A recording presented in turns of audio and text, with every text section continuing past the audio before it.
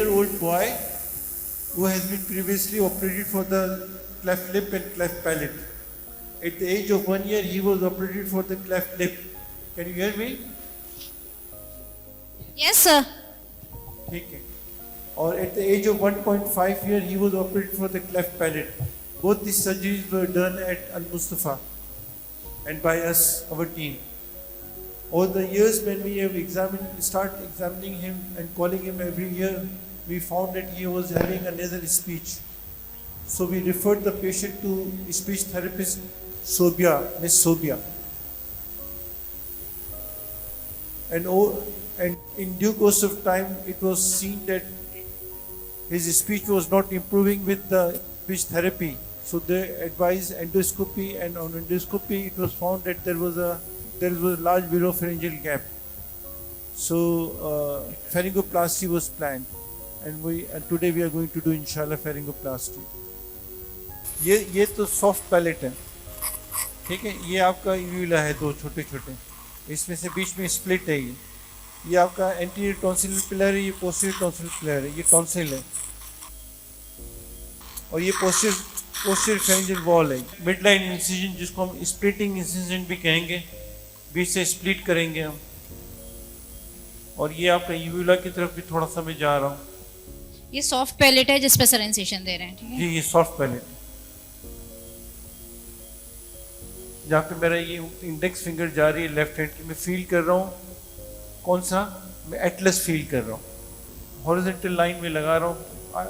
I hope कि आप लोगों को नज़र आ रहा होगा. पीछे पोस्टीरियर फेरेंजियल वॉल पे ये बेस फील कर रही. और साथ में मैं इसको थोड़ा सा लिफ्ट करके मैं देखूँगा कोई विजिबल पल्सेशन तो नहीं, कहीं पे भी कोई विजिबल पल्सेशन नहीं. विजिबल पल्सेशन का मतलब है कि अगर एबनॉर्मल आर्टरीज होंगी, स्पेशली जो आपका एंडोफेशियल कार्डियो सिंड्रोम होता है, उसमें ज़्यादातर एबनॉर्मल आर्टरीज होती हैं इंटरनल कैरोटिड की, तो प्रॉब्लम हो सकते हैं. तो उसमें फिर आप सर्जरी करते ही नहीं. अब मैं राइट साइड की तरफ कर रहा हूँ अपनी, और ये मैं ऊपर से इसको टर्न कर रहा हूँ. इंफीरियर लिमिट होगी फ्लैप की. ये बेस है मेरा. यहाँ से मैं कट करूँगा, यहाँ से कट करूँगा, इसको ऐसे उठाऊँगा. ये मैं पोस्टीरियर फेरेंजियल वॉल पे अब लगा रहा हूँ. ये मैं सॉफ्ट पैलेट को स्प्लिट कर रहा हूँ. I was using 15 number, now I am using 12 number. थोड़ा सा इसको स्प्लिट कर दूँगा.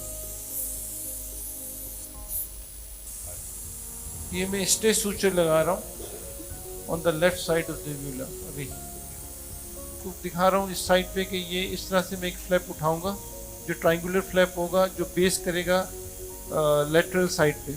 मैं यहाँ से इसको इंसिजन दे रहा हूँ इस फ्लैप को.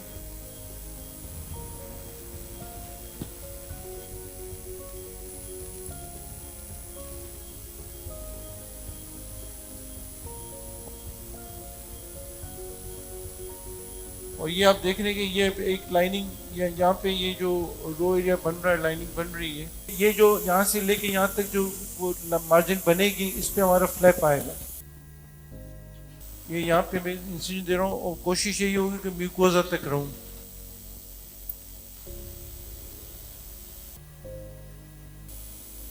जो मैंने मार्किंग की हुई है, आई विल रीअसेस इट कि मुझे वो सही है या नहीं. इसको काटेंगे और फेरिंगो-बेसिलर फेशिया तक जाएंगे. जो वाइट फेशिया आएगा, फेरिंगो-बेसिलर फेशिया होगा. कई लोग उसको प्री वर्टिब्रल फेशिया कहते हैं. वो प्री वर्टिब्रल फेशिया नहीं है.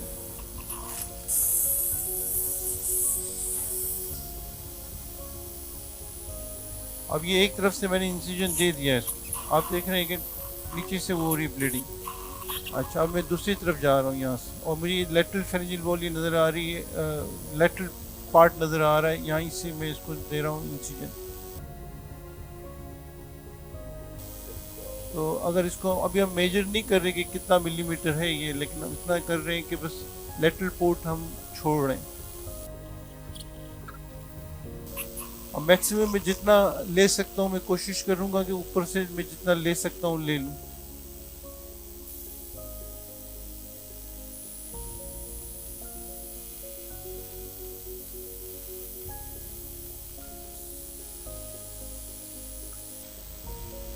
अब डिस्टल पार्ट ऑफ फ्लैप का मैंने हुक लगा दिया है और मैं इसको नीचे से जो वाइट फेशिया आपको नज़र आना चाहिए, वाइट फेशिया के साथ उठाना है आपने। वाइट फेशिया ही फेरिंगो बेजलर फेशिया है।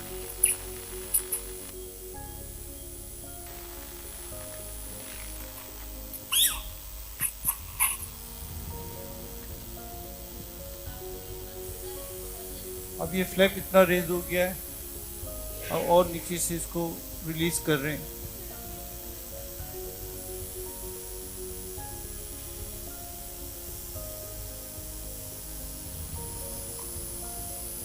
ये तकरीबन यहीं तक पहुंच गया जहां तक हम चाह रहे हैं कि डोनर साइट है। मैं थोड़ा सा इसको उठा के दिखा रहा हूँ। ये आपका लेटरल वॉल है जो अभी हमने काटी है। ये आपकी इधर से ये लेटरल वॉल है जो हमने काटी है। Can you appreciate that? जी ये आ रहा है ना ये सर? नजर आ रहा है? जी सर आ रहा है ये क्लियर। ये यहाँ की वो वॉल है और ये यहाँ की वॉल है, नजर आ रही है? जी White, सर। white। अब ये मैंने फेरेंजियल फ्लैप लेटरल वॉल जो है वो एक सूचर उधर से लिया है, दूसरा सूचर में इधर से लिया। ये हम लोग पूरा लगा देंगे सॉफ्ट पैलेट को। जब वो फ्लैप होगा उसके दोनों साइड्स पे इतनी स्पेस होनी चाहिए कि एयर आराम से निकल सके।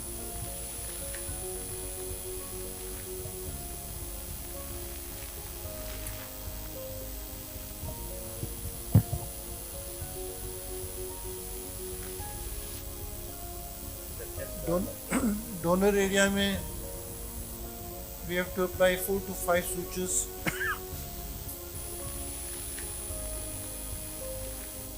in order to close the donor area. Some people they just leave the donor area as such. आप इसको ऐसे भी छोड़ सकते हैं। वो कहते हैं कि 10, 15, 20 दिनों में एपिथलाइज हो जाता है, जैसे स्प्लिट स्किन ग्राफ्ट की डोनर साइट होती है। This is the flap you can appreciate. जी सर। नजर आ रहा है? जी ये सर हमारा दिख रहा flap है। ये हमारा सॉफ्ट पैलेट का है।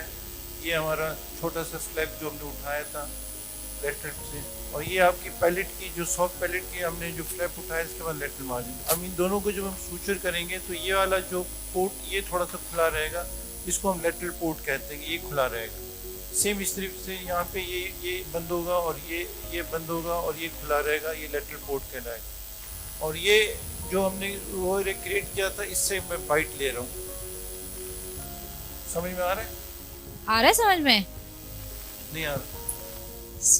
दोबारा बताएं।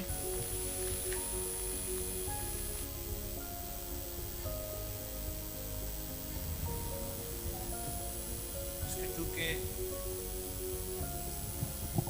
ये उस तरफ क्या है लेकिन जाएगा इधर, इधर डालो तो ये सारा लग जाएगा ना, तो ये यहाँ से निकलेगा। ये आप देख रही है निकला यहाँ पे। ये सर ने कैथेटर डाला है थ्रू द नोज।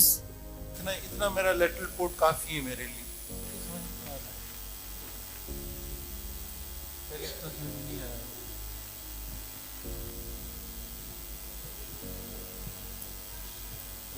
आसान है। नजर आ रहा है यहाँ से? वापस कहते हैं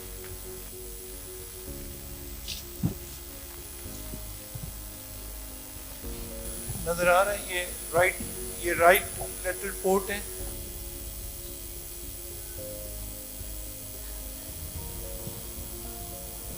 अब मैं पहले तो सूचर लगा के मैंने पोर्ट बना दिया।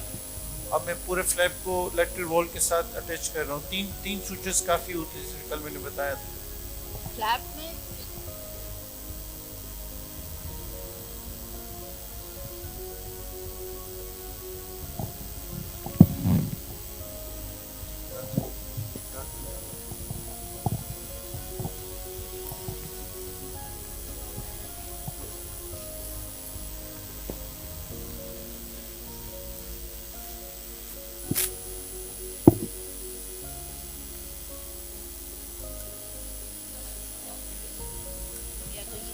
This is the flap and this has been now attached to the lateral side of the soft palate. जो flap हमने ये जो उठाए थे, ये flap triangular दो flap, अब इसके ऊपर आ जाएंगे। ये lateral ये कैथेटर जा रहा है, ये मसल की बाइट है। यहाँ से मैंने बाइट ली, फिर ये जो फेरिंजियल फ्लैप है इसमें जो थोड़ा बहुत मसल है, सुपीरियर कॉन्स्ट्रिक्टर, इसमें मैंने बाइट ली। मैं यहाँ से बाइट ले रहा हूँ, ठीक है। तो अब ये जो निकाल दो बेटा, ये निकाल दो। ये जो मैंने सूचर किया है मसल्स में से लिया है।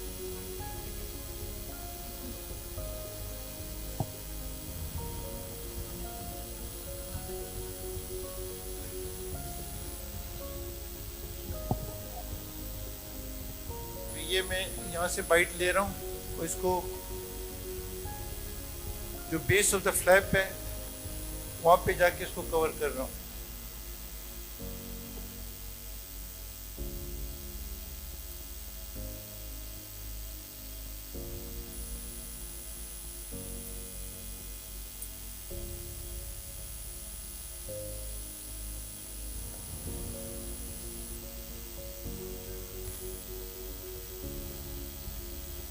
Nobody is there.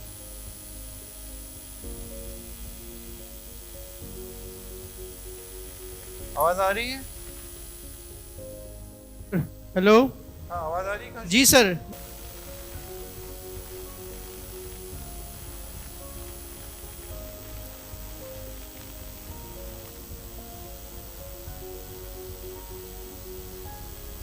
ठीक है, कोई सवाल है इसमें अभी तक?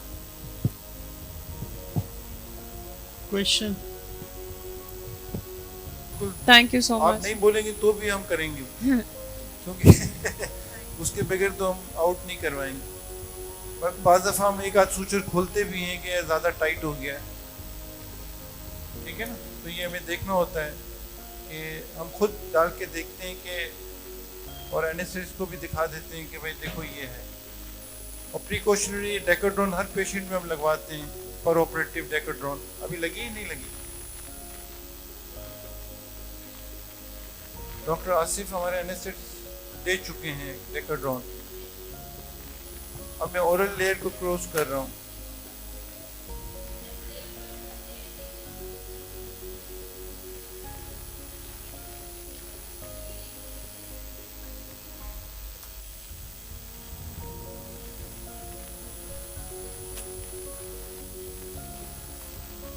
ताकि बहुत छोड़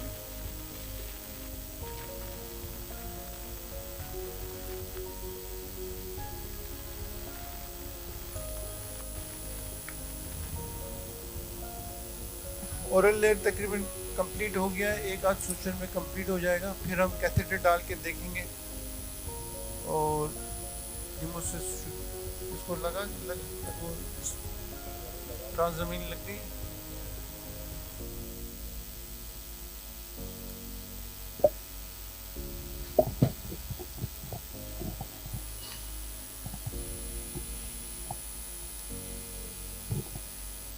ये आपके टॉन्सिल्स हैं, ये आपके पोस्टीरियर, ये आपका लेटरल पोर्ट इधर है, ये लेटरल पोर्ट इधर है, ये निकला यहाँ से। Can you see that? देख लीजिए can you port. Appreciate this catheter? Nose से जा रहा है अंदर और ये अंदर निकल रहा है। ये राइट नोस्ट्रिल से है, लेफ्ट नोस्ट्रिल में इसका सीएनएस है, डीएनएस है, सॉरी सीएनएस, डीएनएस है। तो भी हम डालने की कोशिश कर रहे हैं कि डीएनएस की वजह से उधर ही से निकल रहा है।